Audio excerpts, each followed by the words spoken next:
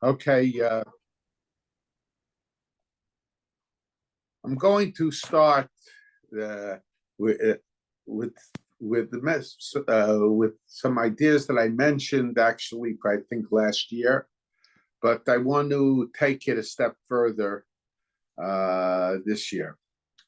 Now, this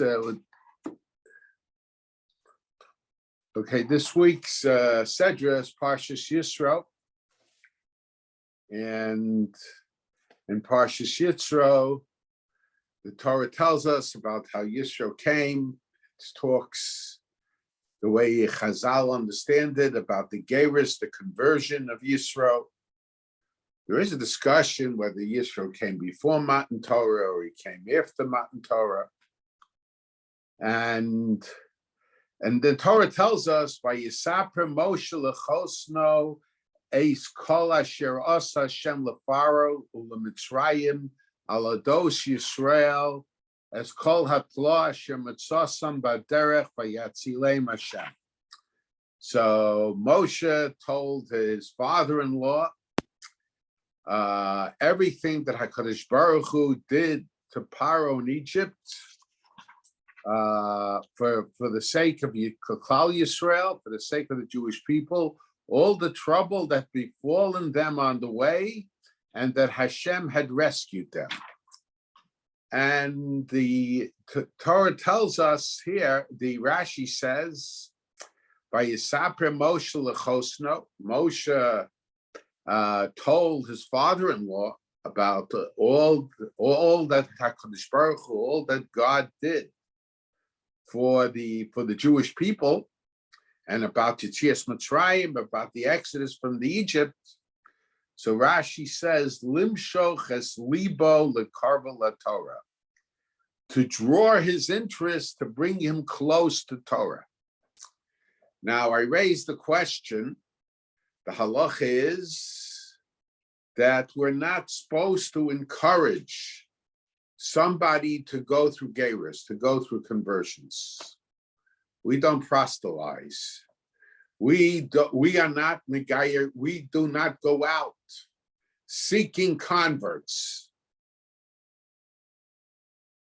And the contrary, the halacha is that if somebody wants to convert, certainly under normal conditions, the halacha is you have to try to persuade him not to undergo conversion. But if he persists, then, and the Beis Din thinks that he would be a good convert and that he would be committed to Torah and to mitzvos, so then the Beis Din can convert him from the Medrash Rabbah in on Rus. It seems that a person should we push them away 3 times, but in the halacha we don't find the number 3 as being significant. But we try to dissuade them, certainly under normal conditions, for undergoing conversion. And so the question is, so what does it mean? What does Rashi mean? Limshoch es libo, to draw his interest, lekarva laTorah, to bring him close to Torah. How are we to understand that? The halach is, if a person comes, when a ger comes is the expression of Rashi, of the Rambam, but just to try to draw his interest, to make him, to draw it, to encourage him to undergo geras, that seems to be against the halacha. So how is it that Moshe Rabbeinu did it that way? Now,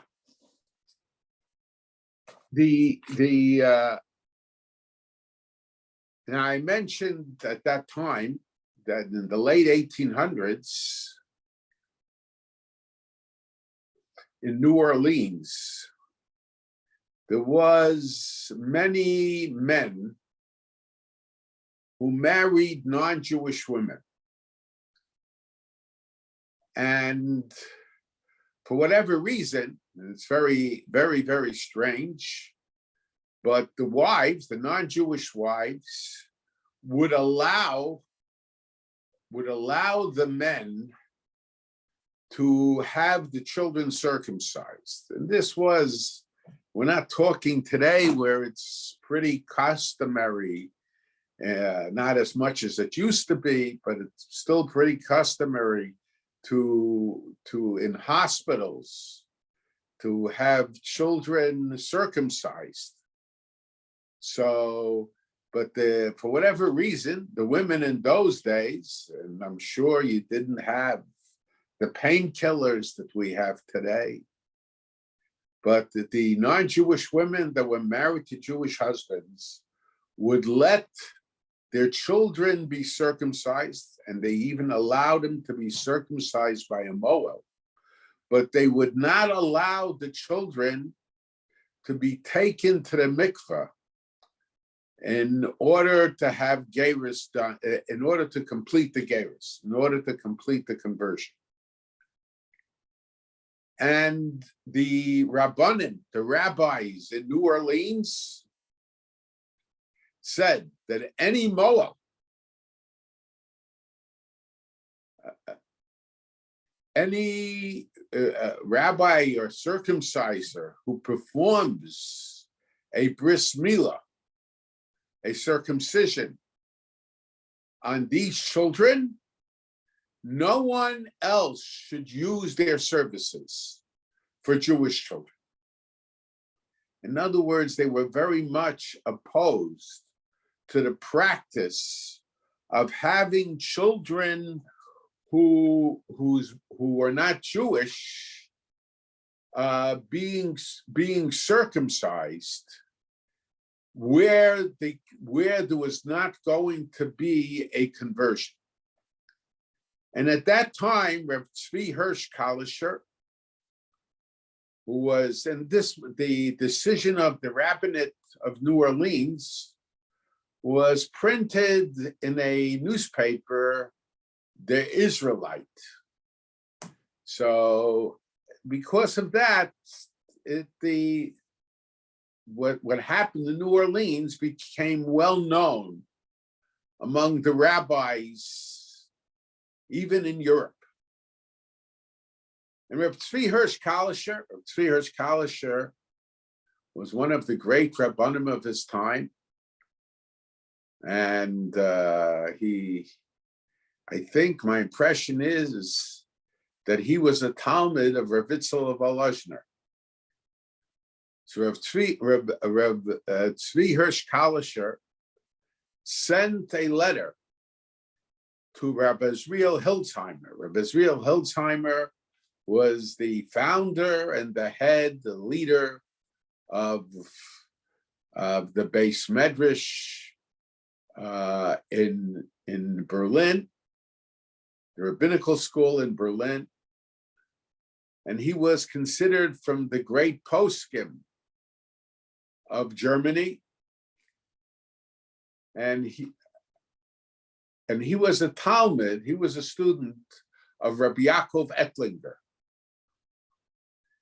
And Rabbi Tzvi Hirsch Kalisher wanted Rabbi Israel Hilzheimer to join him in a protest against the decision of the Rabbanim in New Orleans. And Rabbi Tzvi Hirsch Kalisher felt that, on the contrary, that it would be a good thing to have the Moalim circumcise the children that were born to non-Jewish mothers. And Rabbi Tzvi Hirsch Kalisher gave many reasons for it. One reason he gave is, and really there is a Tshuvas HaRambam.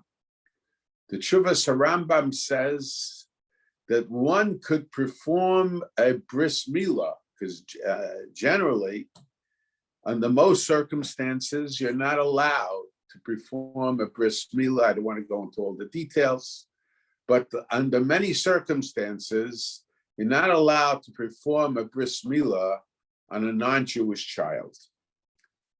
But there's a Tshuvas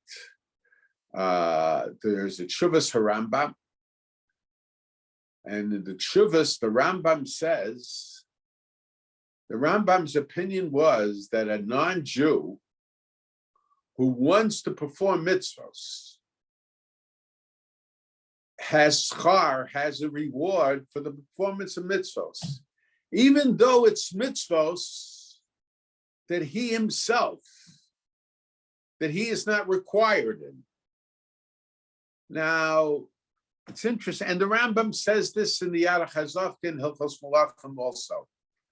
My impression is that my uncle, the Rav, and Moshe Feinstein, I was told, I did not see in writing from either of them, but I was told by people that they both said that this only has reference to the rational mitzvahs, the mitzvahs that people understand themselves.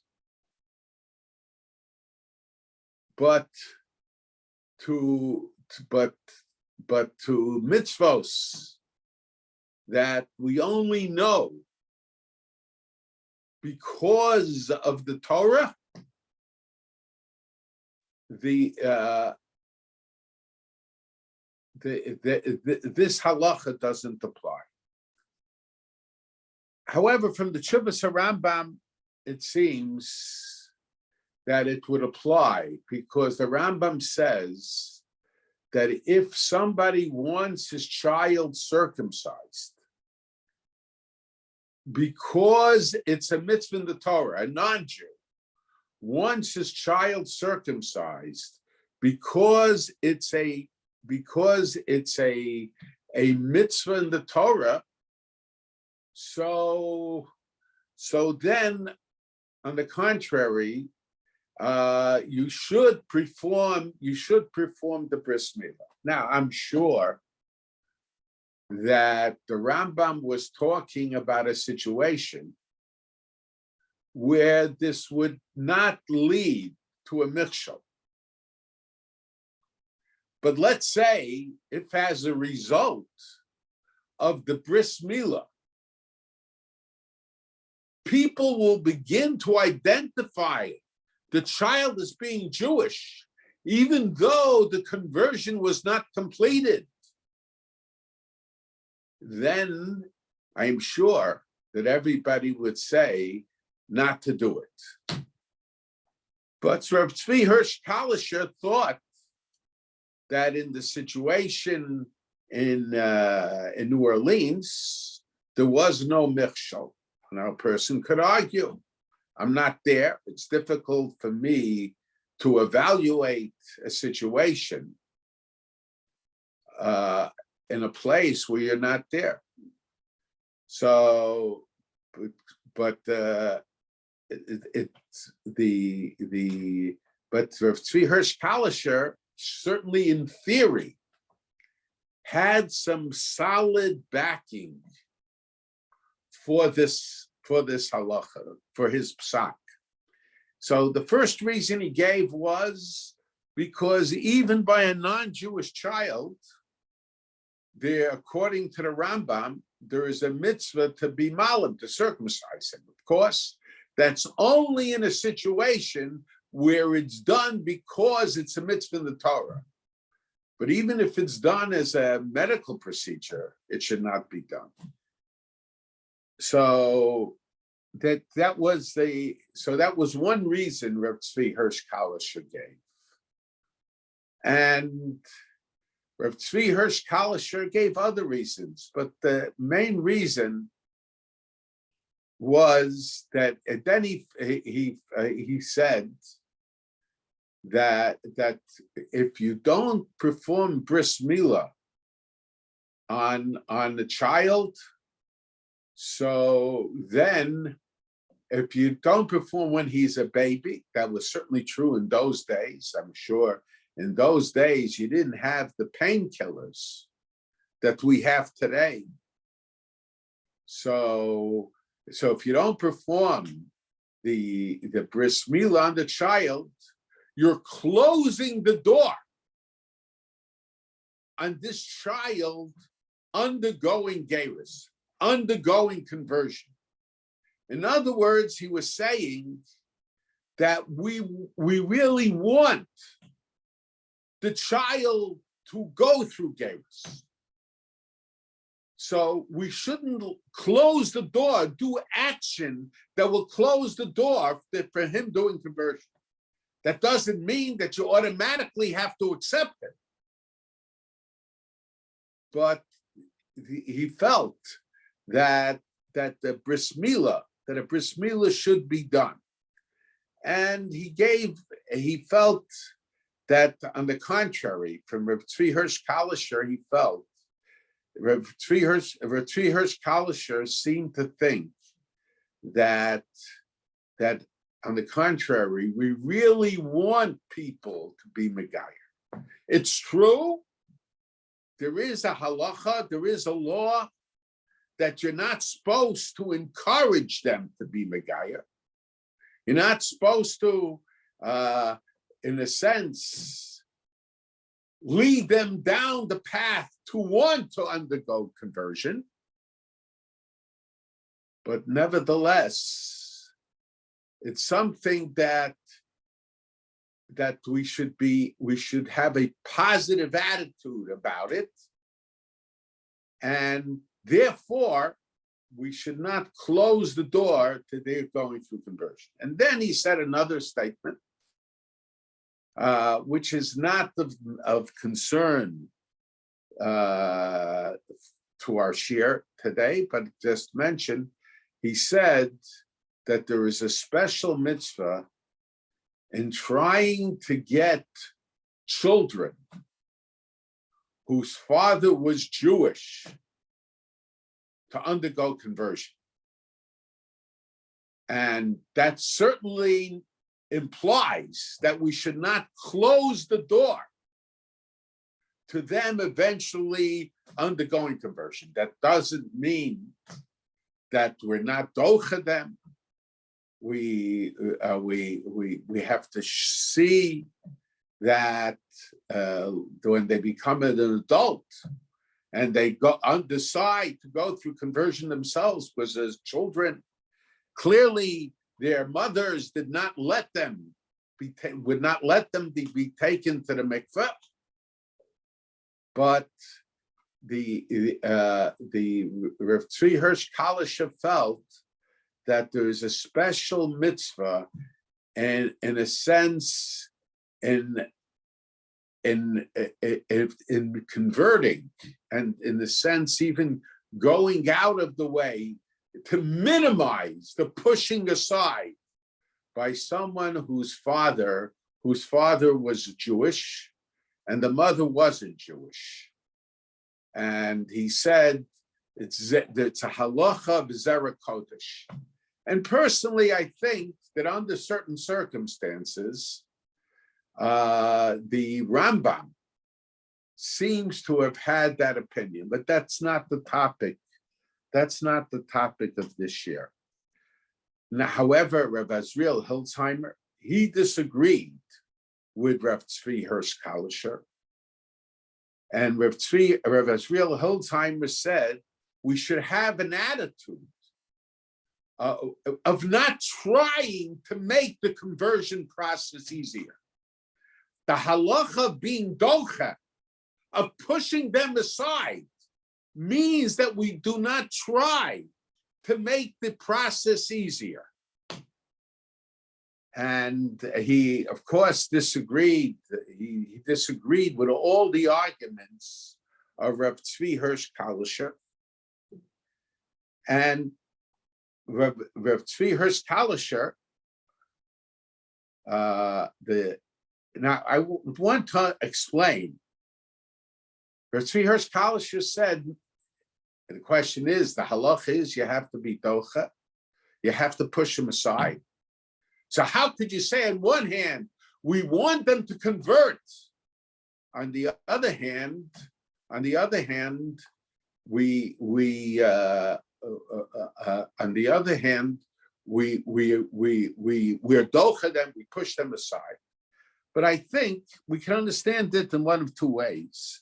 One way is because the halacha is that in other words, we are docha, we push aside because we want to see. It has to be proven to us that they have become truly committed. So it's not that we don't want to make it easier. We want to make it easier, but we don't want the making it easy. The halacha of not making it easier is not a halacha that of pushing them. It's not a halacha that we demonstrate we don't want them to convert, but it's a halacha of trying to have them prove. We want to see that they really have a desire to undergo conversion. Now, obviously, when a woman undergoes conversion, Rabbi Hirsch Kalisher didn't mention this, but this is obviously what he meant. When a woman undergoes conversion, and she certainly doesn't require bris milah, nevertheless, at a certain point, we become convinced that she wants to be committed to Torah and mitzvos, that she sincerely wants to be Jewish. So if it's proof by a woman, why shouldn't it be proof by a man? So therefore, performing the bris milah earlier does not take away from the proof that the person will be committed to Torah and mitzvahs. And I should add that Rav Yashuv, I saw a psak from Rav Yashuv, actually was written by, I think, a son-in-law of Rav Yashuv, in Rav Yashuv's name, that we shouldn't be docha too much where the father is Jewish. And he mentioned the same reason as Rav Israel Hildsheimer, because Rav Tzvi Hirsch Kalisher, because of the Zera Kodesh.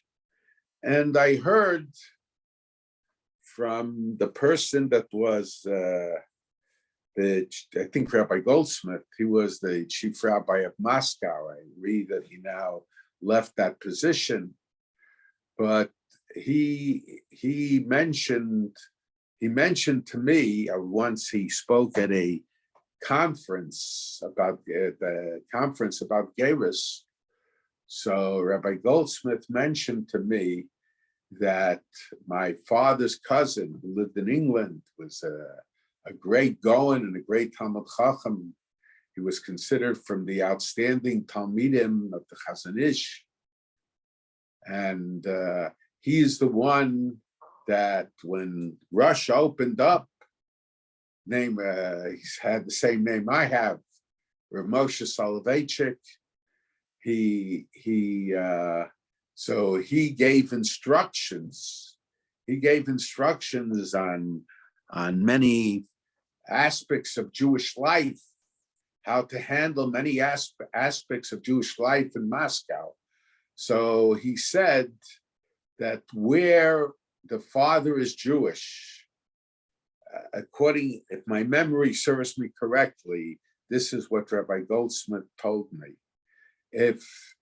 Where the father is Jewish and the person wants to undergo gerus, and assuming that he is completely shomer Torah, he's committed to observe shomer Torah mitzvos, we don't push him aside.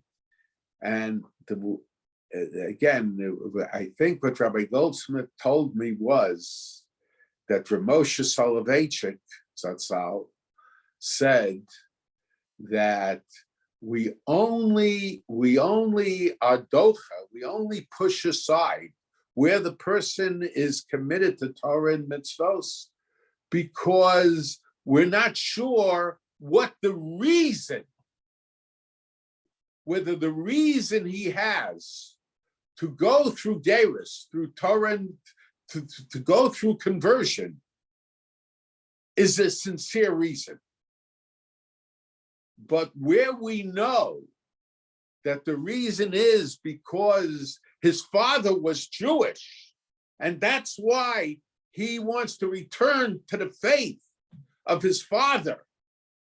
And I'm assuming where he will be, Shomer Torah and mitzvos, he'll observe the Torah and mitzvos, so then you don't have to be docha.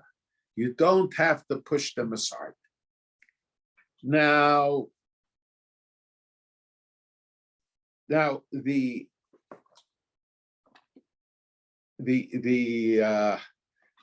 as far as the halacha where the father himself was Jewish. But the question is where the father wasn't Jewish. Why? How we understand? So you have to be docha. You have to push aside. So according to Rabbi Tzvi Hirsch Kalisher, it's only in order to serve as proof that the person will be a dedicated Jew. So we could suggest that Moshe Rabbeinu understood. He knew Yisro. Yisro was his father-in-law. He lived many years together with Yisro. And Yisro was a person who, in a sense, examined all the other religions. And he found them all to be false. So Moshe Rabbeinu felt there was no purpose here in not encouraging him to go through Geirus, because the only reason we don't encourage, and on the contrary, we push them off, is because we want to make sure that they will be dedicated to Torah and mitzvos. So Moshe Rabbeinu, because the way he understood Yisro, so if we could suggest that it was mutter for him to encourage Yisro to undergo conversion. Now, I want to suggest, this halacha though, so one reason why we docha, why we push away, is because we want to make sure that they're committed to Torah and mitzvos. And in Yisro's case, that clearly wasn't a problem, because Moshe Rabbeinu knew that Yisro was dedicated to Torah and mitzvos. And I think that there is an additional reason. And from the Rambam, it appears that way, because the Rambam talks, and we'll get into it hopefully in a few minutes, but the Rambam talks about people who underwent conversion for ulterior motives. And while the Rambam discourages it, he says, because he says a ger that we didn't check out, a ger that converted for ulterior motives, but we didn't check out. So there seems to be a contradiction, and he wasn't observant whether the conversion is good or the conversion is no good. But he says you have to be careful who you let convert. He says, Amru Chachamim, Kashim Lahem Gel Yisrael Neged Zaras. He says, under certain circumstances, certain types of Gerim, those who are not committed to Jewish tradition, those who are not dedicated to the Torah. So, in a sense, they cause difficulty for the Jewish people. Why? Because ultimately, they lead the Jewish people astray. And and once they become part of the Jewish people, it becomes difficult not to be influenced by them after they converted. And he says, look at the Dor HaMidbar, at the Jewish people who went through the desert. How many times they rebelled against the HaKadosh Baruch Hu, against God, against the Torah. Very often, why was it? Let's say Ma'aseh Egel, Kibros Taiva. Why was it? He said because their conversion was not for the proper reason. There were Egyptians who, for whatever reason, at the time of the Exodus, converted the Erev Rav. But because they did not have the proper motive, they led the Jew astray. So we could suggest that part of the reason for not allowing these type of conversions is not just or only because we want to make sure that the person will remain committed to Torah and mitzvos, but in a certain sense, if we do these improper conversions, we will be playing a role, not just in this ger, violating the mitzvahs of the Torah, but we will play a role in causing many Jews. It could be an open influence, and it could be a quiet influence. We are all influenced by our environment. Look, things that a few years ago were considered abominations because they became accepted by the community. Today, people, even within the Jewish community, are beginning, they're not, very few are doing it themselves, but they don't look at it the same way they looked at it before. Why? Because our attitudes are influenced by our environment. So the same thing is true here. If we perform a conversion that the convert does not have the proper attitude, so to a certain degree, we're not only contributing to the convert not following the commandments that he is now required in, but we play a role in other people acting improperly, because these converts will have an influence on others as well.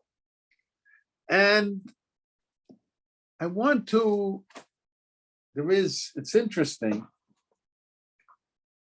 one of the big problems that we are facing in Eretz Yisrael today is from many of the Jewish people, or the Jewish community, I should say, rather than Jewish people, Jewish community from Russia that have come to Eretz Yisrael.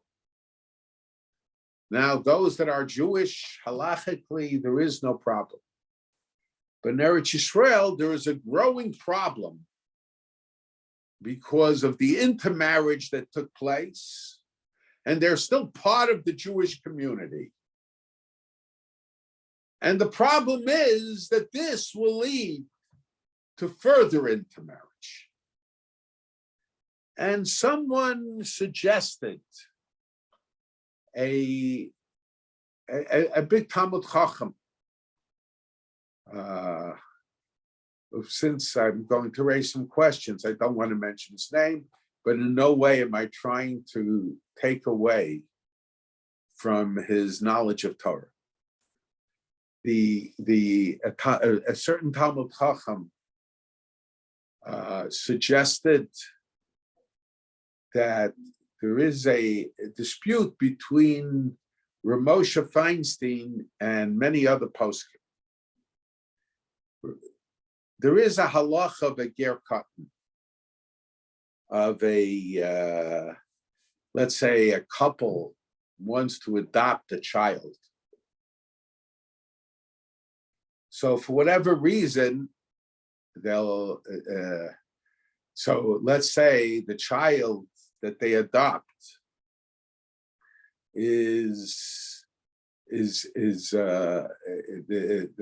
so has to undergo conversion, but he doesn't have das. He's not at yet. Usually, this child is maybe 30 days old, whatever it might be. He's not yet at the age of maturity that he could make a mature decision, not halachically, and very often he doesn't understand what conversion is in fact. So how do we perform a conversion on these young children? And so Rav Moshe Feinstein, so the Gemara says that there is a halach of ger katan, of converting a young child, one who has not yet reached the age of reason. And what we do is the Bezdin, Aldas Bezdin acts on his behalf and converts him to Judaism. And the big question comes up, what happens if the family that is adopting this child, the family that brings this child to the Bezdin to undergo conversion, but the family themselves are not observant. And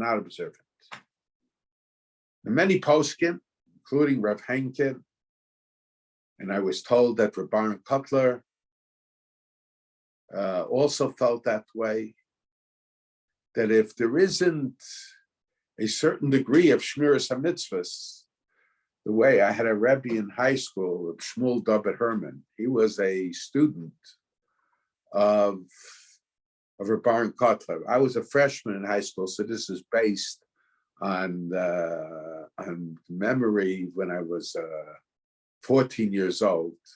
But if I remember correctly, he said the Rabbi Kotler said that conversion should only be performed on a young child if the family will observe Taharas Mishpacha, will observe Kashrus, and will observe Shabbos and the Yom Tov.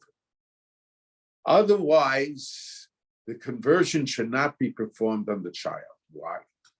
Because the Gemara says, by what right does the Bezdin have to convert the young child? The Bezdin's right to convert the young child is based on the fact that it's considered a schus. It's in his interest to be Jewish. So Bezdin, in converting him, is doing something that is in his interest. So, but if this was the argument that was given by Rav Henkin, by apparently Rabbi Kotler, that if the family that's adopting the child and converts the child will not be observant, or to a certain degree observant. So when you convert him, it's not in his interest to be converted, because he'll just be doing Averos. Because if he's brought up in a home where mitzvos are not generally being observed, so he also won't observe Torah mitzvos, so he will be violating the commandments. How is it in his interest to be required in the mitzvos and not to perform the mitzvos? This was the opinion of Rabbi Kotler, where it was told over, and Rav Henkel. However, it was brought down in the name of Rav Moshe Feinstein, Zatzal. Rav Moshe Feinstein said, no, being Jewish is in the interest of the child.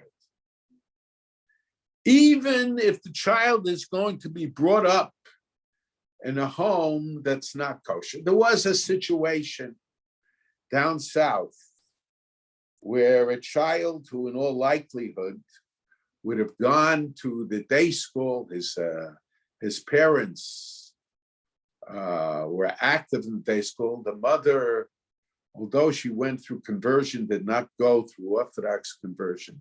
So halachically was not considered Jewish. And the parents were active in the day school. They played a major role in the day school. And the question was whether they could convert that child. And Rav Moshe Feinstein said that and there was a big problem in the city. Many people threatened not to give money to the day school if the child would not be converted, if the child would be not allowed in the day school. And the teachers, on the other hand, said that if the child comes into the day school, they're all going to walk away, leave their jobs. But what was finally agreed was the way that the shaila should be handed over to Rav Moshe Feinstein.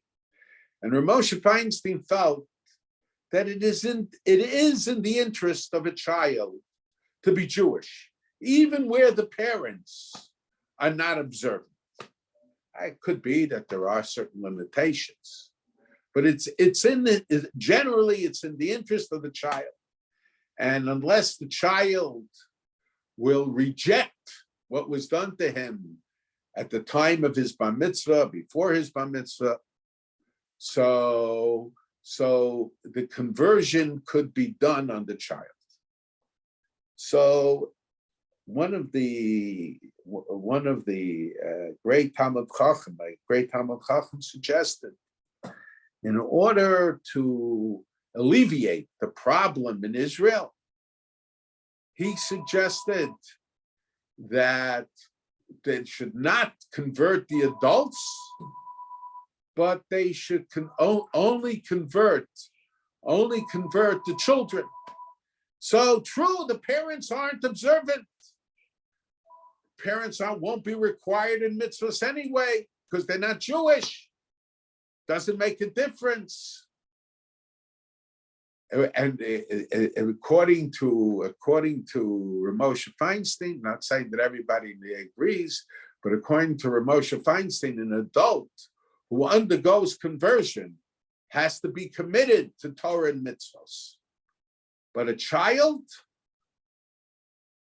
does not have to be in a situation of commitment to Torah and mitzvahs.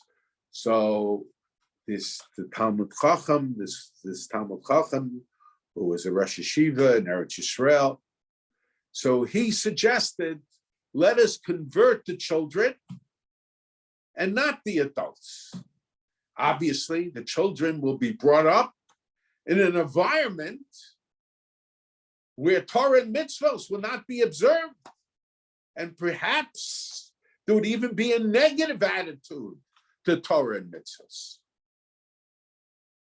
So I talked at that time, when I heard about it, I talked to Agon Rav Aaron Felder was a very close friend of mine. He was the head of the Bezdin in Philadelphia, and he was a very close Talmud of Moshe Feinstein. And he said that case was different where Moshe Paskin. He said there the child, I remember him using the words, was going to a day school, would be going to a day school that was part of Torah and Masorah. In other words, I don't think it's the organization of Torah and Masorah, it's the fact that it would be an Orthodox environment. So he felt that even in spite of the fact, so this is the way I understood what he said, that in spite of the fact that the child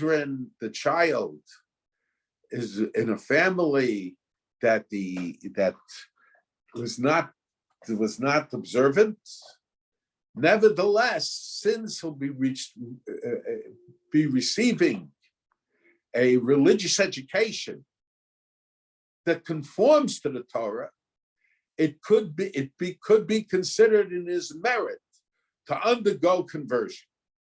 This is what Varn felt. However, I heard the name of other Talmidim who were extremely close to Moshe Feinstein, that they felt differently.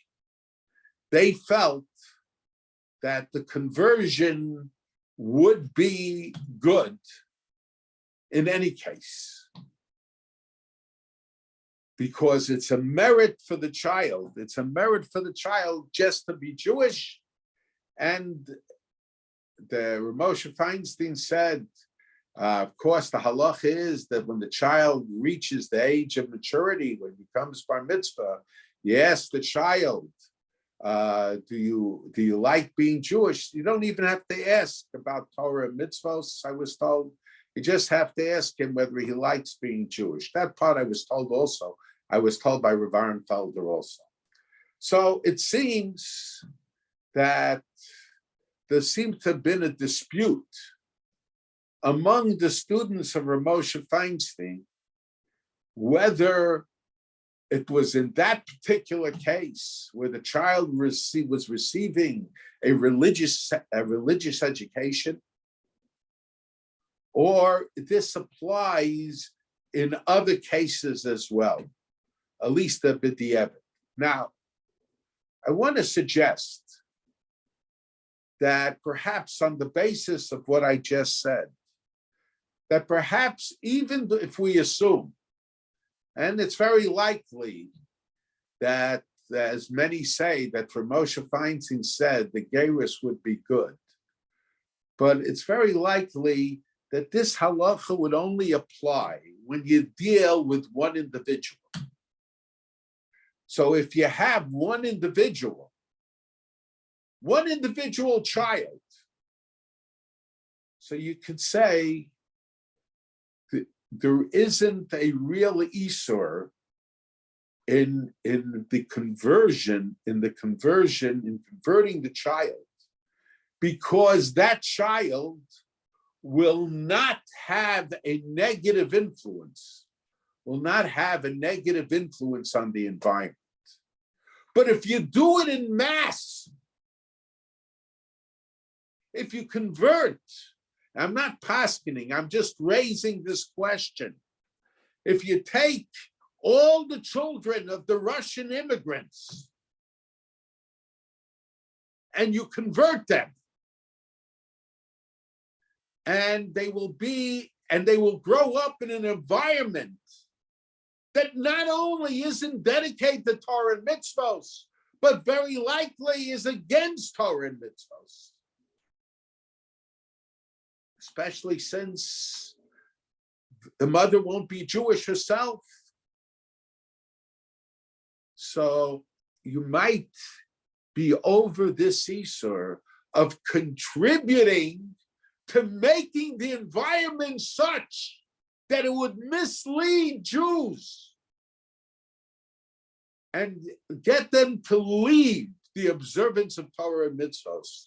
Just as the Rambam says, Kashim lahem gerim li Yisrael k'neged tzaras. In other words, all these heterim only apply where we don't have to worry. But if we have to worry that they will have an influence on the environment, and certainly where you do gayness en masse, we have to worry about it. So it could be that there is a prohibition. I'm not getting into the question whether the conversion is kosher or the conversion is not kosher, but just that it would be, I think there is good logic to suggest that to enact that approach would violate this prohibition. Of course, to assume that you are contributing to the environment being such through Geirus, to the environment being such to lead people astray and to deviate from Torah and mitzvahs. Anyway, but in any case, the question is, so in other words, we could suggest that an evaluation has to be made whether the act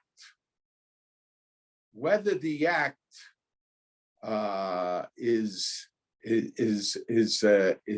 considered prohibitive, or just want to see what time it is. All right. The question is whether the act would be considered of converting these converting people will result in other people being led off the path of Torah and mitzvos or not. And of course, we have to make an evaluation as to whether the person is really committed, to Torah and mitzvos for the proper reasons.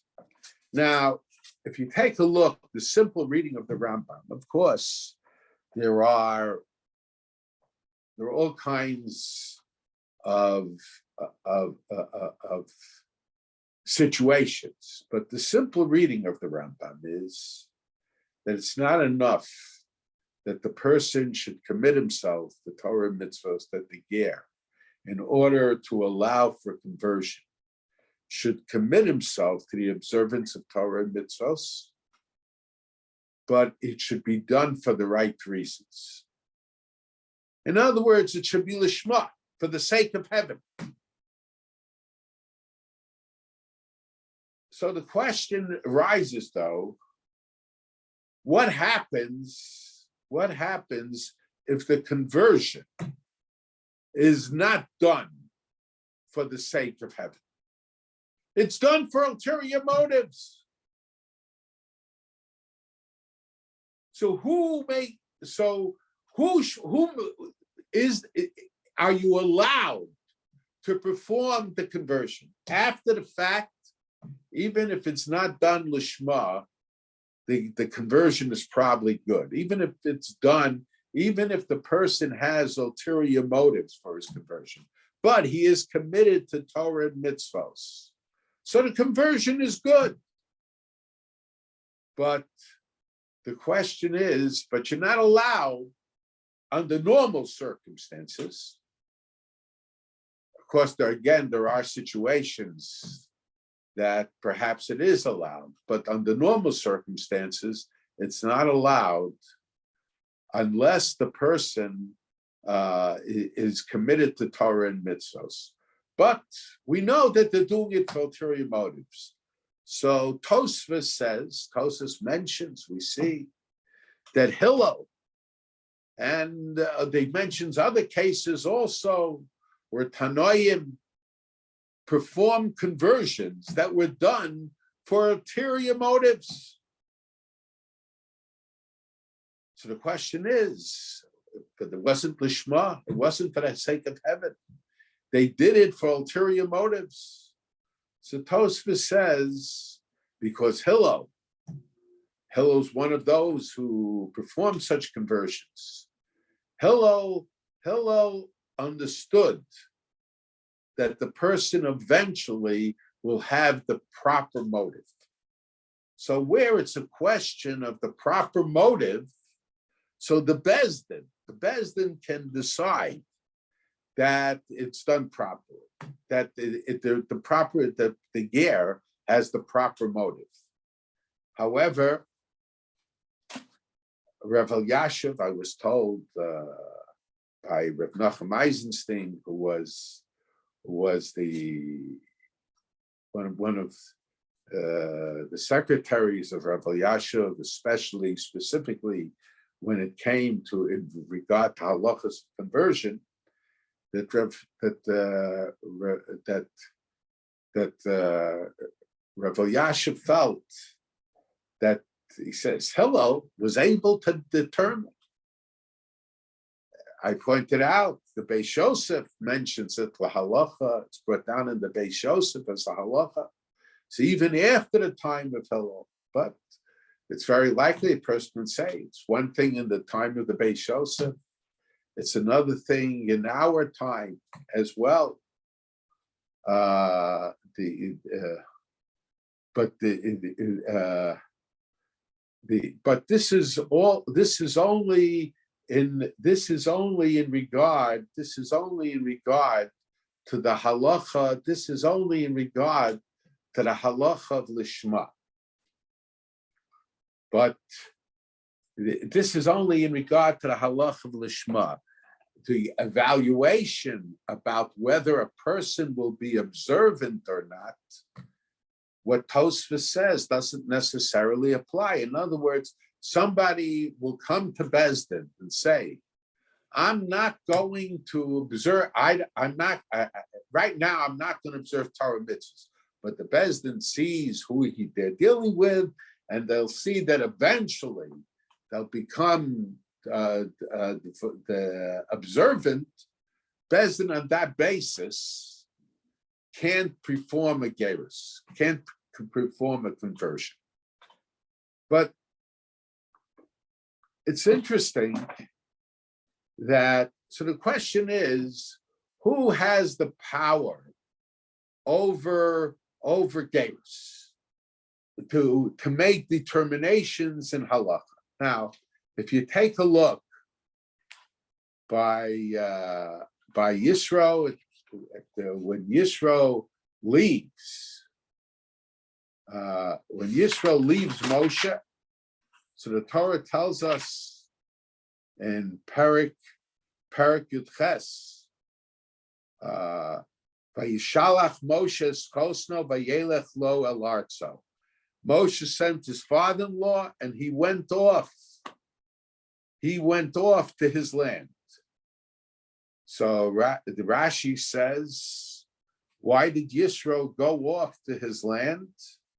So Rashi says, Vayelech lo la'artzo, he went off to his land, l'gayer b'nei mishpachto, to convert the members of his family. So the question is, where do we see in this pasuk? What led Rashi to say that Yisro went to convert the member of his family? So there are a number of pshatim. There's a raya from Shoftim, but if the proof had been from a pasuk in Shoftim, Rashi should have mentioned the pasuk in Shoftim. If Rashi doesn't mention the pasuk in Shoftim that there were converts from the house of Yisro, doesn't even say there that Yisro converted them, but Rashi doesn't even mention it, it seems to imply that from the pasuk itself, there is an implication that Yisro was going to his land, to Eretz Midrash. And we know that the Midianites, it's brought down in regard to the halacha bikurim, that the descendants of Yisro, because they got a portion in the land of Eretz Yisrael, they can bring bikurim, and they say the Parsha bikurim. So they became Jewish. But the question is, where in this pasuk is it implied that Yisro went to his land to perform conversion? And the Sifsei Chachamim says, because it says Vayishlach Moshe's Kosno Vayelech Lo El Artzo. Moshe sent him.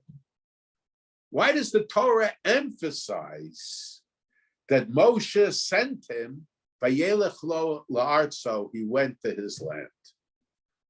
So he went. Vayishlach Lo Moshe is not that just that Moshe accompanied him, as some of the Parshas explain, but Rashi understood that Yisro was going as an agent of Moshe Rabbeinu. How we can understand that? Now, it's very interesting that the Rambam, I'm going to have to cut this shir short because I see it's late already, but just very quickly, the Rambam says that, let's say somebody underwent conversion and he did not have the proper motive of undergoing conversion. And still the Bezdin Hagadol, and he says in the time of David there were many such conversions also. So the Bezdin Hagadol were not mekarev, did not bring the converts close, but didn't push them away either. So the question is, what's this about the Bezdin Hagadol? What does it mean? And he says, so it seems from the Rambam, and there are contradictions in the Rambam whether the wives of Shlomo they certainly did not have the proper motive, and according to many, they were never observant. But that's a separate question. Some say that initially they were observant. So it seems, and nevertheless, so from some expressions in the Rambam, it seems that their conversion was not good. In some expressions, it seems that Shlomo kept them as wives anyway, even though they at the end everybody was convinced that almost from the very beginning, or maybe even from the very beginning, they were not really committed to Torah and mitzvos. But there are all kinds of contradictions. But it seems, and the Rambam says that when a person did not have the proper attitude, but went through Torah and mitzvos, the Bezdin Hagadol sees what's his end, whether he will remain committed or he won't remain committed to Torah and mitzvos. It seems that the Bezdin Hagadol, the High Court of Israel, has the power to remove the status of being Jewish, certainly from converts, if they did not act properly. And it seems from the Karanora explains the Gemara. There are two Gemaras in Yavamis. My father would very often mention it. There are two Gemaras in Yavamis that there was a city, there was an area of Talmud that there were descendants of the 10 tribes there, and the question was, can you marry people? Let's say if people from Talmud would convert, maybe they were Jewish, maybe they were descendants of the 10 tribes, and maybe they were mamzerim, because they certainly didn't follow the halacha. And we don't know whether their marriages, the divorces that they had were good divorces. And the Gemara mentions also that at a certain point, the Kusim, that was a group of people who converted. And at one point, it was discovered that they were worshiping a Dmusyona, an idol shaped like a bird, and the Chachamim declared them non-Jewish, and the Rambam seems to say that Midiaraisa, biblically, they became non-Jewish. How could the Chachamim declare them non-Jewish? So the Karanora says in the case of the 10 Shvatim, Banim Zorim Yuladu, the Gemara says they had descendants that were foreign. So the Karanora says, well, so what? So the Karanora says, the Chachamim, the sages, and when there was a Bezdin Hagadol, the Bezdin Hagadol had the power to declare people not Jewish. So the Bezdin Hagadol declared that the people from Talmud, the people in Talmud were not Jewish, even though they were Jewish. Genetically, they were Jewish, but the Bezdin Hagadol was able to remove their Jewishness, and we could even suggest that perhaps, even though that an evaluation could be made that the people in Parma, this the Karanora doesn't say, but we could say, and there's reason to that the 10 tribes, they intermarried a lot. That probably the war, at least initially, there were generations. They were intermarried with Gerim, converts. It could be initially they intermarried with converts. That after and there is historical reason to believe that. I mean, so we could say, I'm sorry, take that back. But they might have intermarried. They might have intermarried with converts. So almost all of them that were Jewish, somewhere down the line, they were intermarried with converts, and it could be that these converts did not have the proper attitude, and perhaps didn't remain observant. So consequently, the Bezdin was able to remove the gayness. But even if we don't say that, we could say that Bezdin to remove their sanctity in any case. And the same thing is true. The same thing is true about the Kusim. The Kusim were certainly converts, and it could be that when they founded Misyana was much later. But the Chachamim realized that up to that point, they never really became truly devoted to Torah and mitzvos. So the Chachamim were able not to remove their Kedushas Yisrael, and certainly the Chachamim were able to nullify their conversions, the Kedushas Yisrael that emanated from their conversions. So, in other words, Kedushas Yisrael, the sanctity of a Jew, is dependent upon the high courts of Israel. And we could say that when there is no high court of Israel, it's the Chachmei HaMesorah. We don't have either today. But so we could suggest here, if the High Court of Israel, the Jewish status, we don't even have to go into the conversion thing.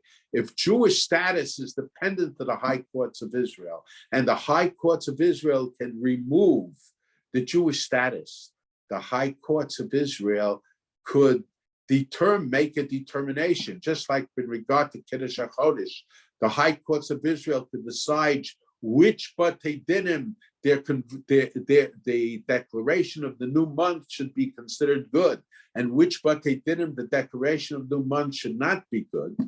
So the High Courts of Israel could determine, have a power to determine which courts could perform conversion, and to determine if those conversions were good, if there was the proper attitude or there wasn't the proper attitude. And if there wasn't the proper attitude, the High Courts of Israel could suggest that the conversion is not good. It could be the wives of Shlomo, it was proven that their conversion was for the wrong reasons, and perhaps they were never completely observant.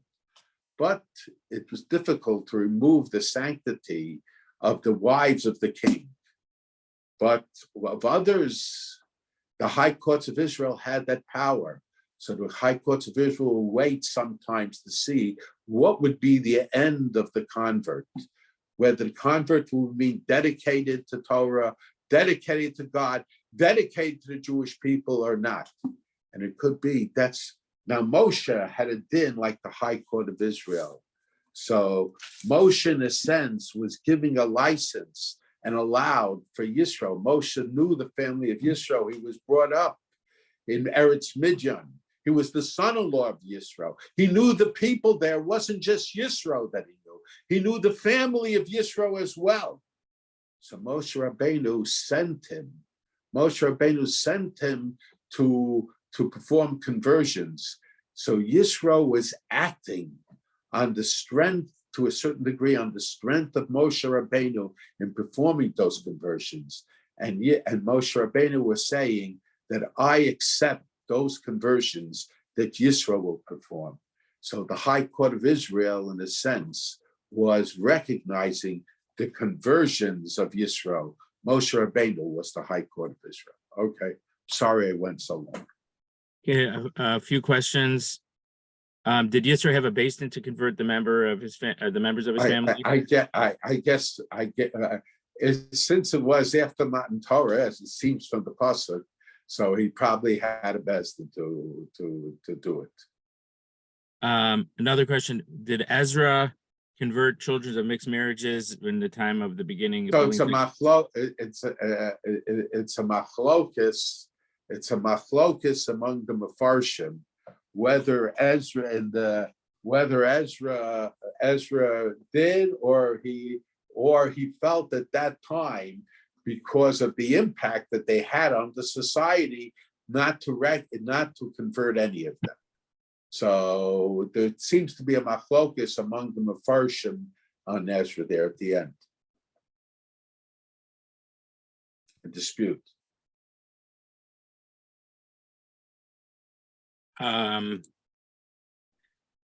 If a whole community wanted to convert, is that something that has to be carefully investigated? Because you mentioned about mass conversions, about, let's say, the Soviet immigrants. If the whole community, yeah, but here, first of all, there it's different.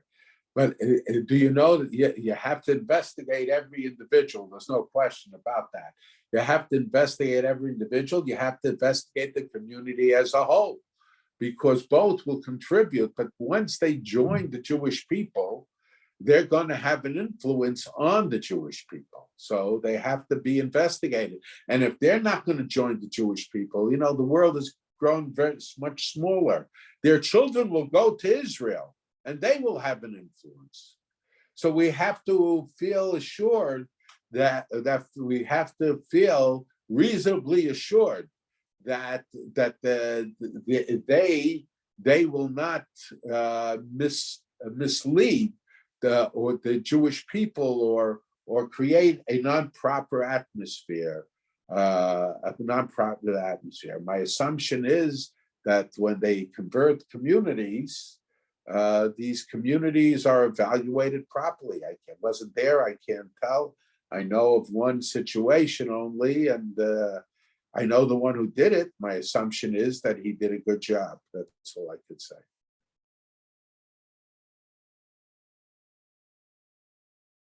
Okay, thank you very much.